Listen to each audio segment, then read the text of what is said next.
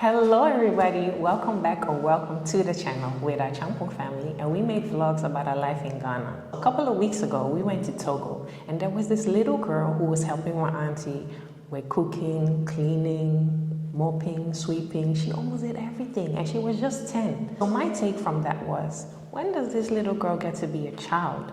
And I thought that, is it the fact that her mom sent her to her grandma because the mom needed some space to be able to work, or did the grandma need her there? I decided to ask somebody firsthand who have experienced being brought up in a different household than mom and dad. Welcome our guest, Jackie.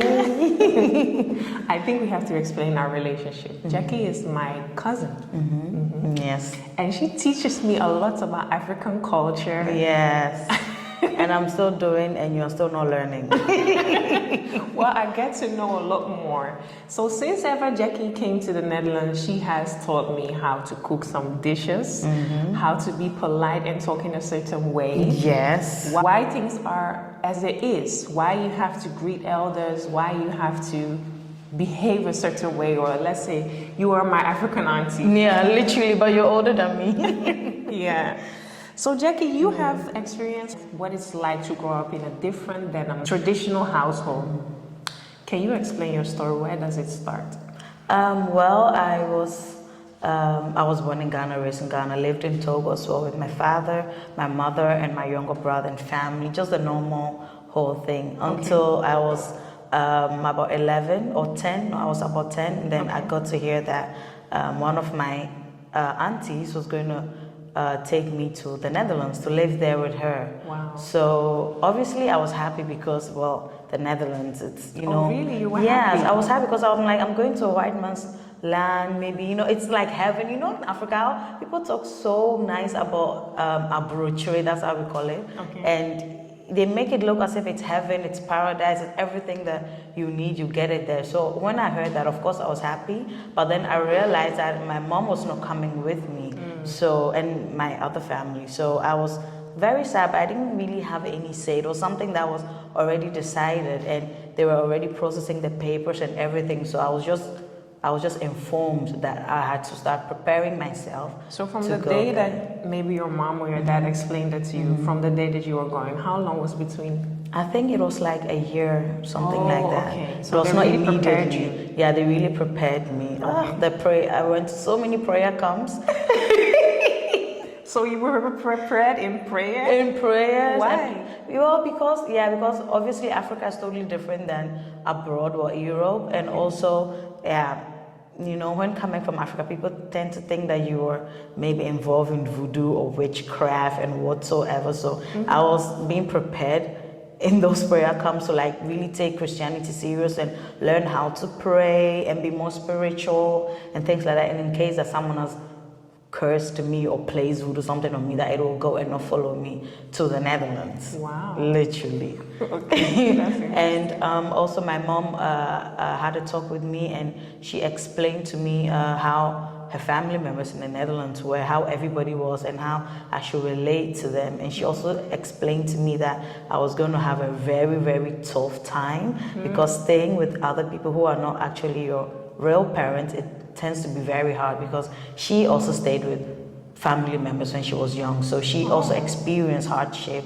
and so many things. So she was preparing me, so to say, for the journey ahead. So if your mom has experienced living with a non-traditional household and did not really like that experience, why did she want that for you? Well, for a better future.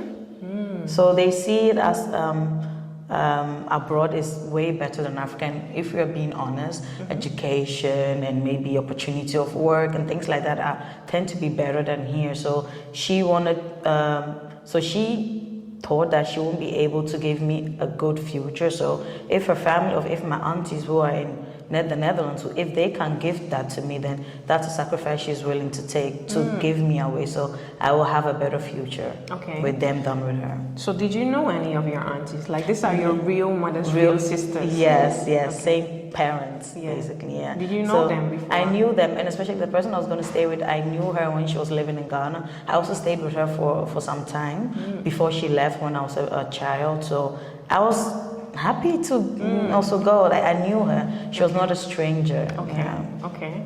So then fast forward, you did all the prayer camps and your day of arrival is there. How did that look like? Very scared, obviously. And I was very, very sad. I've never been so sad in my life. Just realizing that I'm not going to see anyone for a very long time. My mom told me that, she was like, okay, I'll see you in the next 10 years. I'm like, what?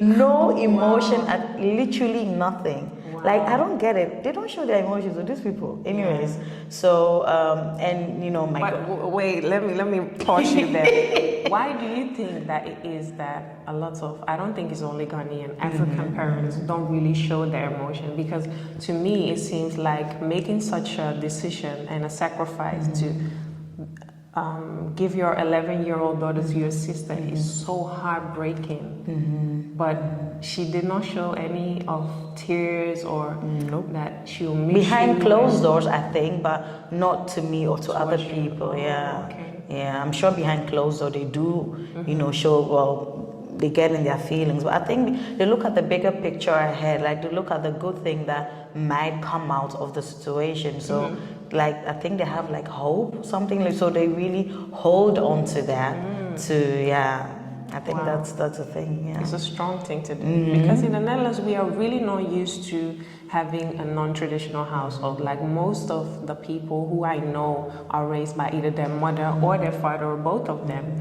It is only children who, in my work field, are placed out of their parents' home because there is maybe abuse, sexual abuse or mental instability, only in that way. But the sacrifice in order for a better future, it's not really done in the Western world as much. People do it a lot, especially here in our tribe. We are ours, and people tend to do it a lot. People always give their children away and to let other family members take care of them, to go to school and so many things. It happens so much, many times. It's normal. For them, yeah, it's normal. Okay. So then the day arrives and you are in the plane and you have you ever boarded a plane before? Never. Only saw it on TV and I didn't know it was so big. Wow. So who did you flew with? I flew with my auntie's son, so my cousin. Okay. And so he already knew that I was scared, so he was like, don't worry, you know, everything's going to be okay. But when we sat in the plane, all I told myself was like, Jackie, just go to bed, just sleep. And I literally slept the entire, like I was so scared. I thought it would just go, I mean, it was not realistic in my head, you know. I thought, I mean, you're flying in the air, there's nothing, you know, there's not like a ground or something. So I thought you were just going to drop, oh God. When I even think about it, I'm maybe, Jesus. Oh, wow. But you were 11 then, or 12? Yeah, almost 12, yeah. Okay, so you were motivating yourself that everything would be okay. But you didn't have a lot of knowledge about airplanes and... Nothing.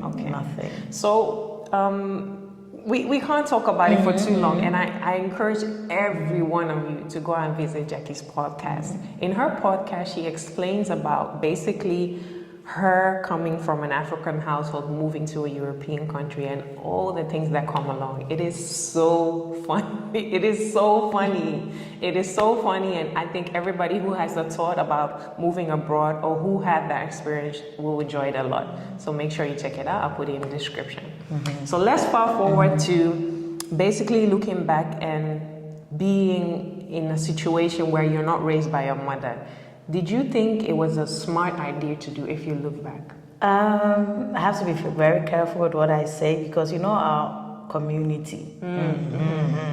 So two ways. On the other way, I'm glad, I'm happy because if I look at my parents' situation, if I had stayed with them, I wouldn't have become who I am today. You know, it would have been really hard. You mean financially? Financially, Okay. financially and all that.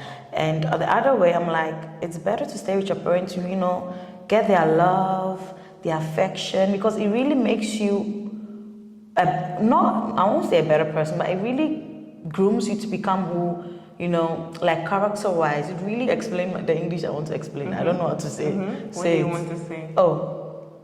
That is difficult. It's difficult, yeah. So, do you feel you had mother's love when you were in the Netherlands? Oh, totally not. Wow. Totally not. Of So course, what I did love. you miss? Did you get evening bedtime story, kiss or In hug? which community now? We don't even do that. So it's only you.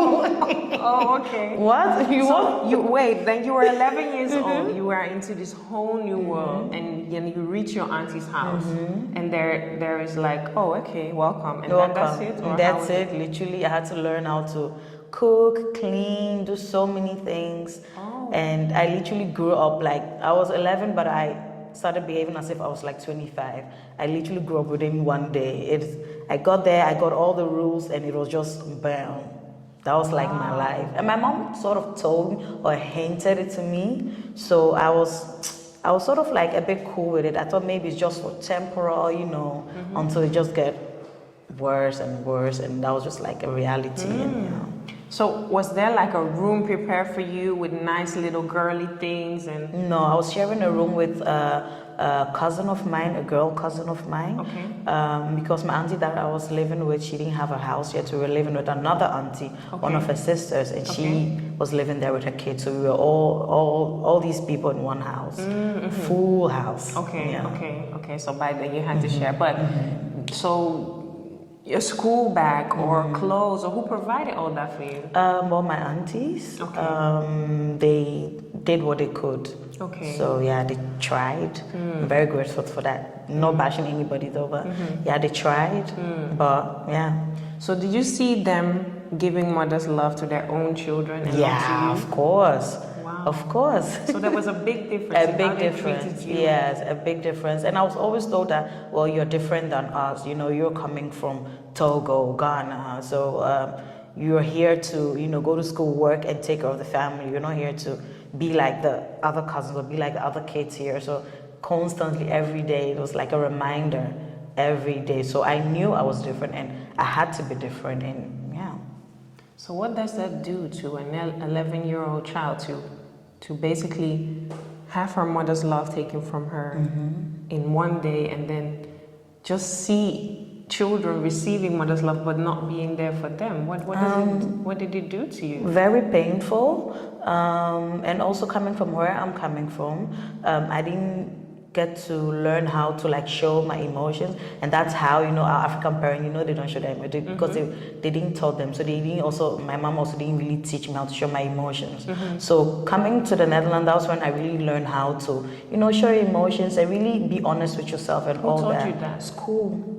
Yes. So what I did was, before coming, my mom gave me one of her turban, one of the dukus, head ties. Yeah. So, and I never washed it because I was scared that I was scared that like her aura or whatever will leave it. So every night before going to bed, I will literally put it under my pillow, and then I will like be smelling it and be crying and like singing and all that. Oh, so emotional. But anyways, girl. No, but I can really imagine, because I was brought up by my mom. I received her love each and every day. Even if my dad wasn't really there, he also really tried. So for me, being a mother, I could not imagine placing my children in a household where I know they are not going to receive motherly love. I'm not saying that your aunties were wrong. Maybe they also didn't know that is what you missed. Yeah. But I feel like even in the work that I do, when we place children in a different home, we always try and make sure that there is a motherly love there, a motherly caring, somebody who thinks about your emotional well-being, somebody who talks to you when you came from school and just say, oh, how was your day, honey? What happened? And so you didn't have any of that? Not at all. Wow. Not at all. I had That sounds really tough. Yeah, it was tough. It was, but I taught myself just to remember the good moments I had with my mom and my father. So that I was like playing it every day as a video in my head, just to sort of like keep me back, keep me going, and things like that. So yeah. So do you hate them? Oh no, that's a strong word. I can never hate them. I mean, they're my family. I love them, honestly, from the depths of my heart. But I also think we should acknowledge the fact that, taking someone's child into your home, into your care, it's very, very difficult, especially also in the Netherlands. Things are also very expensive there, and you are responsible for someone's child, Yes. it's really, really difficult because you have to take off your own kid and then for someone's child. And if you don't really have the right tools or the right things, really, if you're not really educated on that level, you tend to sort of, you do what you can, but maybe it comes out like a little bit wrong or whatever. But I think we should also acknowledge people who do, take people's children in their homes. Very, because I yeah. think that takes another level of energy to look after somebody else's children day in, day out. Definitely. But I find it weird that, so did they have any help? Because we have this foster parent thing in the Netherlands where they can get guidance or where they can vent to a person, because church. that was my job. No, it's there church. was nobody involved. No, it's only church that will pray for you. Wow. Wow. And all the church aunties and uncles, every Sunday, they'll call you. So I hope you are respecting your mother, because she's trying for you, You should be grateful, that they brought you to abroad. They'll give you all this list of things. Wow. And they'll also tell them, and then they'll tell like my auntie, like, you're doing well. God will bless you. Keep doing what you're doing, taking care of someone else's child. That's the only guidance I would say that there was. And African movies. Nigerian movies to be precise. I wouldn't say that is bad, but my background is in early child development and child protective services. So I have worked with so many different families who are in a non-traditional situation where maybe the kids has foster parents or adoptive parents. You need professional support. You need people who are educated in their field to talk with you, the things that you're going through. I would say that your auntie would really need somebody to vent to, but also somebody who she can come to when it is just a bit too much for her, or advice, or how to deal with certain things. And I think definitely there should have been support for you. I mean, having been taken out of a home, that means like psychological guidance onto how to be in a new home, how to adapt to a new household, how to even adapt to a whole new country. So I find it very weird and very difficult that you didn't have that. So I'm really hoping that if there is parents who are thinking about doing that, just make sure that, especially in the Western countries, there's a whole system set up to guide you.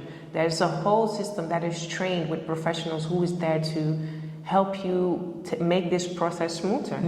Yeah, and I think my aunties had that. Maybe their friends, I think maybe sometimes if there was a bit too much for them, they'll talk to maybe a friend or something like that. But yeah, I think that was really it. But other than that, just take it or leave it. Wow. Wow. But they did their best. I'll give them that, at least. Why are you looking at me like that? Just looking like I'm looking at you in amaze. Like, I'm very happy that you are still here. And yes. You've become a very strong and independent woman. And I'm very, very proud of you. Because I've seen you grow, but from a teenager. I didn't see the baby Jackie. I didn't met you then, but I've seen you grow from a teenager to a woman. From the Netherlands, and now you see me here in Ghana. Yeah, after all really these happy years. to have you. So now you are 25, you're married, and you're starting a whole new life. Literally. Yeah. So if you look back on that experience, did you say it has helped you, or it has formed you, or how would you say the experience was? In a way, it helped me to become a strong person. It helped me to not be like my mother, to make some decisions and stuff like that, and not be like typical African. And also like learn how to things about life, and I've learned a lot of Western, things and I've blended with my African colleges and whatever. So I would say it helped me in that way. But the other way too, just too much things that was not necessary, too much pains, too much, headaches that was really not necessary. So yeah, it's both ways.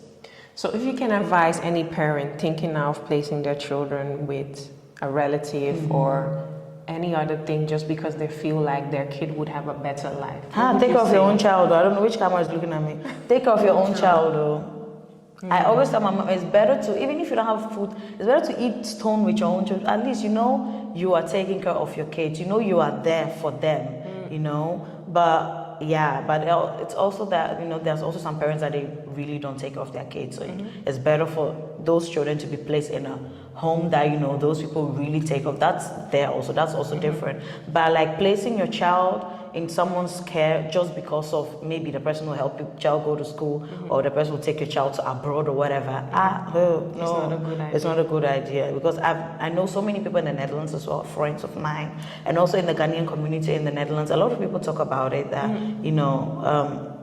you see people's life really going downwards if they didn't like have the right people around them to really help them get over their traumas and all that. They really go bad. So would you say you have a trauma? Of course, a huge trauma. I had to see psychologists, many of them still going there. It's a whole thing, and yeah, because and I've lived with them I lived with them for a long time. If it was like for a year, maybe I would have gotten over it quickly, but it was really, really long. So many years. So it definitely had a trauma. So better take care of your child. Because you're in Africa and your child is in abroad. It's not like you can take, choo-choo or taxi to go and visit your child. Yeah. You can't see you don't know what is happening. When people call you, when your relatives call you, oh, your child is fine. Oh, we are doing everything. You don't know, you can't see. And when you speak to your child, because your child is with them, your child can't really tell you what is going on. So you think, my child is perfect or everything is fine, but you don't know. People literally commit suicide. I've known people who committed suicide because they were living with their relatives and things were not going well, and they were like, who can I talk? They didn't have anyone to talk to. Wow. So they were like, I don't need to live and go through pain. So they just committed suicide and they are gone. Wow. That is very, thank very God, I did that. God, thank you. No. I'm happy. I'm alive, oh? Yes. Oh, wow. So I think then by hearing your story, you are definitely going to break the cycle and not do this with your children. Never. My heart. Even if I have 20 children, I would take, Oh, you would take care of them. I will take off my own. Never. I can't even take my child to someone's house to stay there for a weekend because I've been so traumatized. I don't trust. I can't. Really? Hey, even you, I can't bring my child. Oh, you won't bring them. Okay, maybe I will take them. Maybe. No, the thing is, I also had to adapt to African way because we don't really know our family here. So when my family said, oh, let's leave Micah and Sophie, I was also a little hesitant. But now that I know my auntie well and I've seen Sophie and Micah going there, they're coming back happy, I feel more relaxed.